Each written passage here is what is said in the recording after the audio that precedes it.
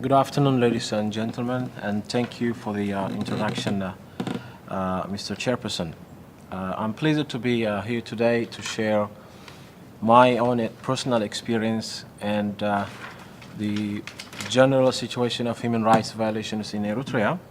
As some of you may already know, Eritrea is oftentimes mentioned in the media, specifically in relation to the growing crisis of migration in Europe. Eritreans being among the highest number of newly arriving asylum seekers in Europe. And everything that has to do with this problem is or needs to be understood in the context of the human rights situation in the country itself. So in an event like this, where we gather together to spotlight critical human rights issues around the globe, for us, for the who are involved actively in the Eritrean cause of human rights, we consider this as one of the most important forums.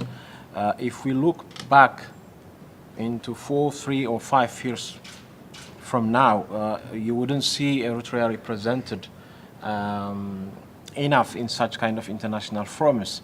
But in the last 2 to 3 years, the international community is now paying, I would say, proper attention on what's currently taking place in Eritrea, and such is the case since the appointment of the Special Rapporteur by the Human Rights Council in 2012, and then since the establishment of the Commission of Inquiry in 2014.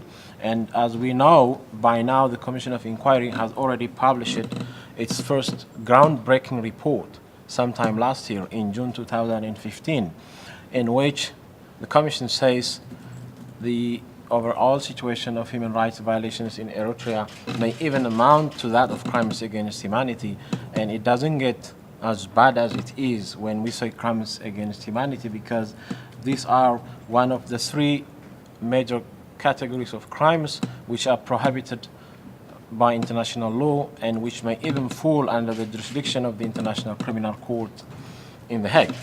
So whether the matter will reach up to this level or not, we will all see together now that we are expecting the second report of the Commission of Inquiry in June of this year. But the report itself tells volumes about the situation of human rights in Eritrea. The sad part of the story, of course, with every human rights situation, everything is so sad.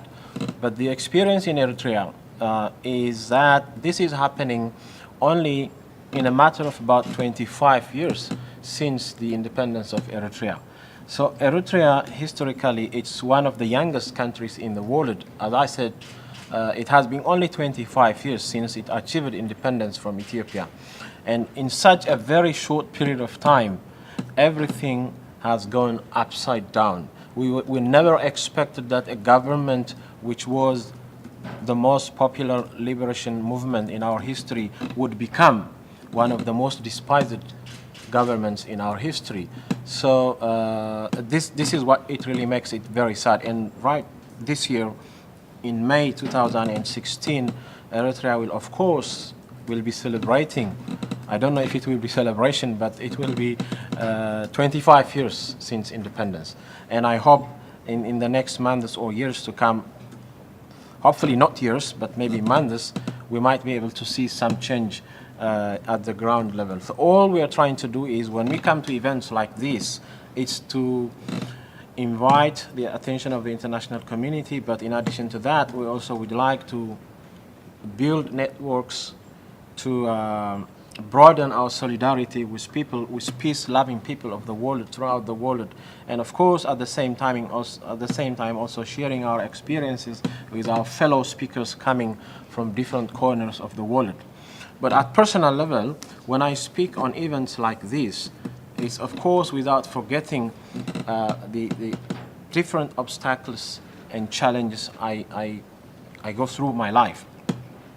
As I will explain in great detail tomorrow, oftentimes I receive intimidations and death threats from staunch government supporters, and one of the most recent examples being the one I received last year when we were organized the biggest ever demonstration in Geneva protesting human rights violations in Eritrea. It turned out to be, of course, with more than 5,000 people flocking from different parts of Europe and the world coming to Geneva.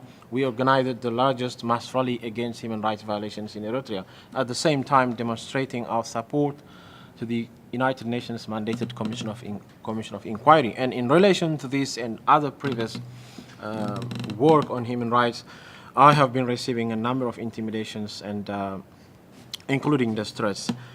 But as we say in human rights, you don't get your rights for free. You have to earn them, because rights are not given for free after all. And it's after a long and bitter struggle that we may finally achieve what we want to see in Eritrea, which is a political system based on rule of law, a political system which is accountable to the people. And human rights violations should never be repeated in our history again.